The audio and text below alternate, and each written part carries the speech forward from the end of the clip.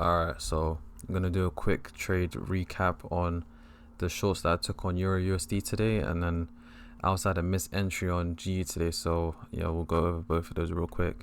So on DXY, personally, I've had a bearish bias on it for my weekly bias. I had a bearish weekly bias, but I was anticipating after Monday's close that we could actually get some longs on DXY here into this opening gap here. We also have it on the daily. We have the small opening gap after we've taken out the sell side. So I wanted to see if we can get maybe a Tuesday high of the week, Tuesday, Wednesday, maybe a FOMC, we can get the reversal. But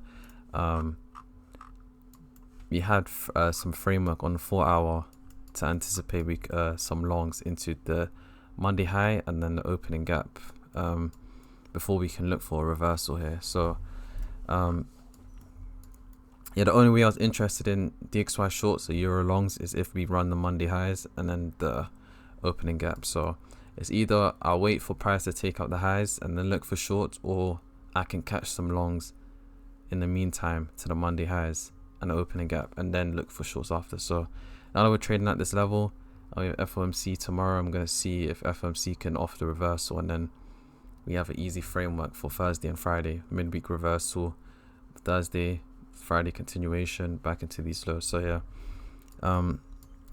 so for today, I was watching this 4 hour fair value gap. If we're able to get a setup from there, we tapped the 4 hour fair value gap in Asia, consolidated, pushed higher, swept the we swept these highs into this 1 hour BPR, which if I had a bearish bias for DXY, this is actually what I'd be looking for shorts. So a sweep of these highs and then some displacement on like the M15 or some shit. So a closure below this fair value gap, I would have probably taken a short on like this candle, for example. So if I had a bearish bias, I would have shorted there, TP around these lows, for example, for like a 5R, maybe even target these lows and then leave runners into these lows. But because I had a bullish bias, fully ignored the sweep of these highs in London session, and we also taken out the Asia highs, because I was anticipating price to actually take out the London lows into the 4 hour fair value gap and then look for long. So that's another thing that I could probably mention, the importance of having a higher time frame bias, because if you came into the day anticipating to look for longs, but then you see price taking out these highs, and then you're like, okay, fuck it, I'm switching bias, I'm going bearish, so I'm gonna short here. And then, or even worse, say we formed this bullish we formed this bearish order block, and then you said, fuck it, I'm gonna short this order block with stops at the highs here, because sweep into key level, displacement, hourly confirmation, and then fuck it, equal lows. That's not a bad setup, but it's also a pattern trade without looking at the higher time frame context. 4 hour fair value gap, but Monday highs are still intact. These highs are still opening gap still intact, taking out the higher time frame sell side. So if you're framing your bias based off of like previous sessions, like it can work in certain situations, but you'll probably take more losses than actually having a bias, a predetermined bias ahead. So yeah, we're taking out the Asia lows into the 4 hour fair value gap, and on the M15 it looks like, oh yeah, we've closed below here, so that probably invalidates the bias. Hourly closure as well, but because the 4 hour candle didn't close and we started wicking away from here, once I seen that and we closed above these 3 down close candles, that was my confirmation that we were gonna flip bullish on DXY, and this is a stop run, and anyone that's short is probably gonna get fucked here. So yeah, closed above here. I longed in I shorted EU but long DXY somewhere around here in lunch, and then we pushed probably go on a 5-minute, retraced into the 15-minute order block, taking out this low, displaced higher again, and then taking out these lows, and then news just absolutely sent it, so straight to TP. So yeah, that's the breakdown on DXY, and then we'll go to pound quickly because this is a much shorter breakdown. So on pound, we took out the previous day high, while DXY failed to take out the previous day low, which was Monday lows here. E failed to take out the previous day high, which was these highs here. And then pound, we also had the relative strength to anticipate pound to be the weaker pair for the day, because taking out the previous week low, hourly candle closed wicking away from it in London session, also taking out Asia lows, taking out consolidation lows. So I was anticipating price. We also had displacement on the 15-minute. I was anticipating price to at least take out the Asia highs, which was resting inside this 1 hour fair value gap. So for me, the focus was pound shorts. So I was anticipating pound to be the weaker pair, and in line with my DXY bullish bias. Then we got this confirmation on the M15. We've closed below this inversion fair value gap after taking out the previous day high. Because if price was truly bullish, we would not lose this fair value gap. We would have used it to go higher. But yeah, we lost it, and we also formed this bearish fair value gap at the same time, which was gonna be my entry. But as you can see, we missed it by like 1 pip, and I was anticipating the 6 a.m. candle to be an open high low close, which would wick into this fair value gap, but this candle literally had no wick. It just straight away, as soon as the candle opened at 6 a.m., which is lunch, it just died straight away. So missed the entry there, didn't get, and then it looked like with this candle I was actually going to get the fill, but again did not. I think this was even worse. This was also 1 pip, so I missed the entry by just around 1 pip for both times on GU. And yeah, again, since it was the weaker pair, it just dumped straight into the TP pre-news. So yeah, missed it on pound, but can't change that. But euro, SMT at the previous day high, formed the same thing with DXY. We formed this bearish order block, closes below these three down close candles after taking out the London highs as well, or the pre-London highs. And then we still had equal lows, even though this is SMT of DXY. This is still essentially equal lows to me. So this is a good draw on liquidity, at least to expect price to take out these lows into this 1 hour BPR. And then I did not initially short this because I was looking for my entry on pound.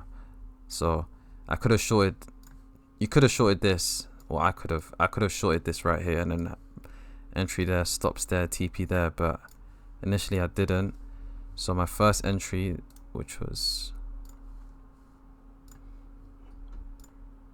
initially after we tapped into the order block, and then we closed below the up close candle, forming the propulsion block. So I entered inside of this candle's wick, the next open high low close, and then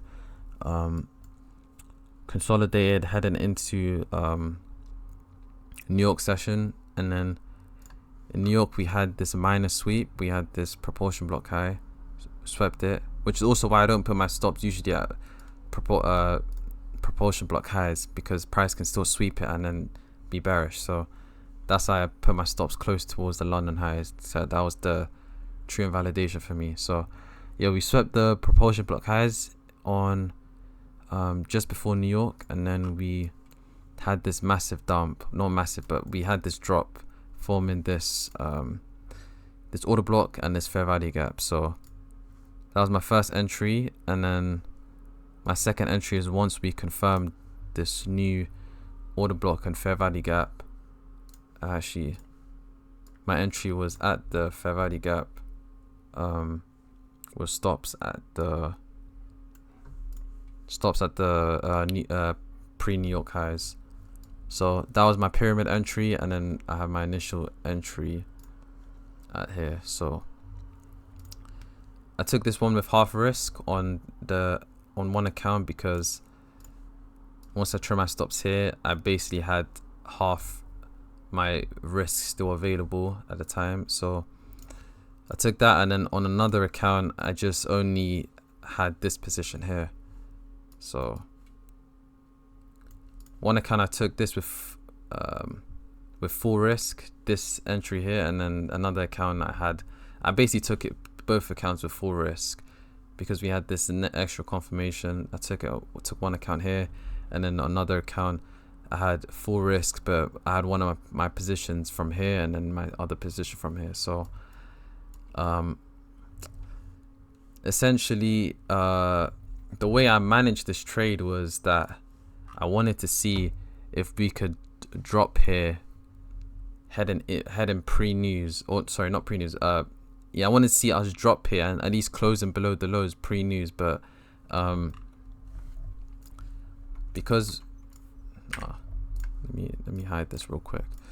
But because we took out the lows and we had 2 hourly candles that were failing to close below these lows, still respecting as hourly BPR, to me that was already a bad sign. So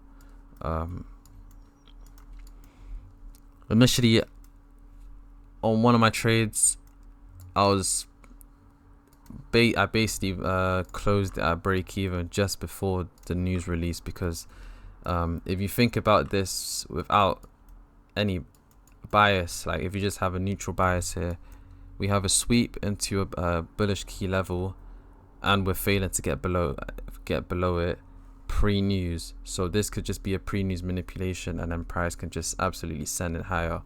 And if you think about the time of the week, we have FOMC on Wednesday, and we have other red folder releases on Thursday and Friday. So price can easily still stay in this consolidation, and we don't have to actually take out these lows. So yeah, price can literally do some fuckery here, consolidate, take out the lows, come back for the highs. So for me, once I saw this candle closure already after taking out the lows, that was already a bad sign. And then because of the euro strength,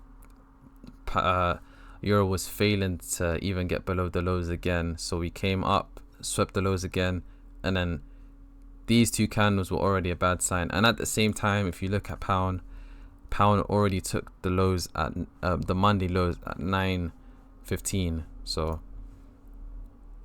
9:15, we took out these lows on euro, and we failed to take out the Monday lows while pound already has, and then we started seeing this bullish up move. So this could have easily been an SMT, and then news could have just sent it higher. So on one of my accounts, I closed it out at break even, and I literally managed to top ticket here.